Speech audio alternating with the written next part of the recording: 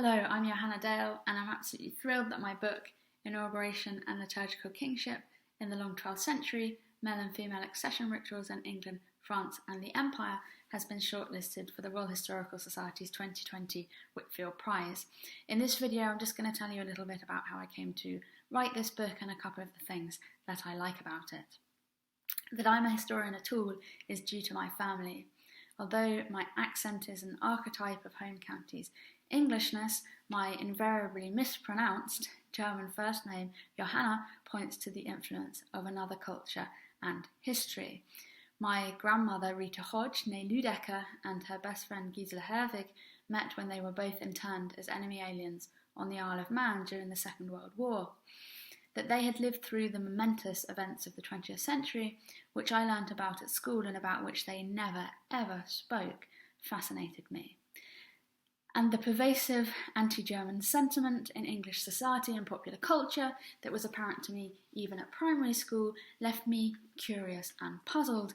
My grandmother and her gentle best friend stood as powerful testimony against the idea that the Germans were all baddies. So while my chronological focus has shifted to the Middle Ages, my commitment to considering English and German history together has remained. And anyway, as a medievalist, one can hardly escape modern history. The foundations of our discipline, the professional foundations of our discipline were laid in the modern age.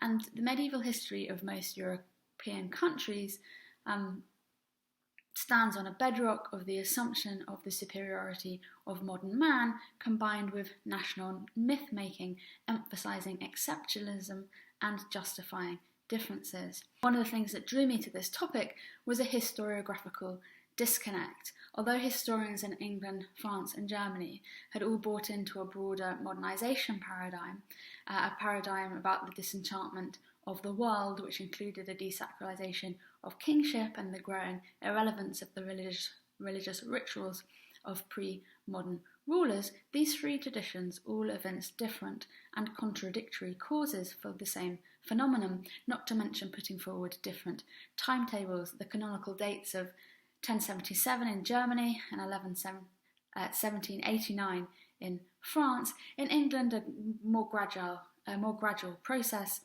as government came to be increasingly cemented or embedded within sophisticated legal and administrative cultures with no more need for religious frivolities. The comparative approach I took in this book was really challenging, and I'm proud that I managed to pull it off. At times, I wondered whether I would. And it was the comparative approach, the need to compare the comparable, which led to my focus on inauguration liturgies. Now, liturgical sources can be very difficult to use. By liturgical sources, I mean, in my book, primarily the orders of service, if you like, for royal inauguration, but also litanies and lauds, and the feast day masses and offices for the saints. These kind of liturgical sources are tricky to use, and it's very, very difficult to make precisely contextualised historical arguments using them. But I don't think we can just ignore a huge swathe of source material because it's difficult to use and it doesn't tell us precise, detailed information that we as historians would like to know. So what I did with my book was to kind of find a broad brush way of comparing these liturgies across time and space. And it was in some ways quite a blunt instrument, but on the other hand, it made absolutely apparent the centrality of liturgy to the political cultures of England, France and the Empire in the High Middle Ages.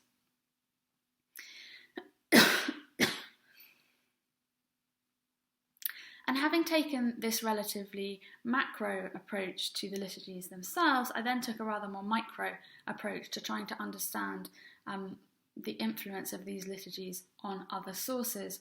One of the things that I like about my book is the way it brings together all sorts of different types of source material, which required me to develop a degree of technical expertise in a number of our disciplines' auxiliary sciences.